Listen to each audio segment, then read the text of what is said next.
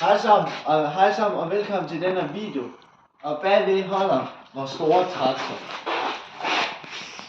Ja. Nu skal vi ind og se, hvad den har at byde på.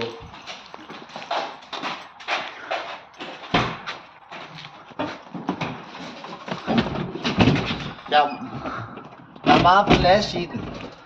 Og den har sådan noget gear, frontlæser, så kan den køre.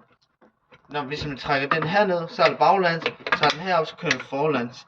Så der er meget plads og meget gear. Og så er der forlæser bag der. Og så er der bagved, lyser op og det hele. Så er der nøgle.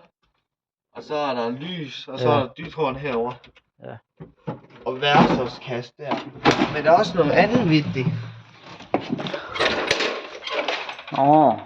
Ja, værktøjskasse. Hvis vi gerne se det bagved den. Hvordan den ser ud. Ja. Men det er fucking godt. Og der har vi vandtanken til vores dyr.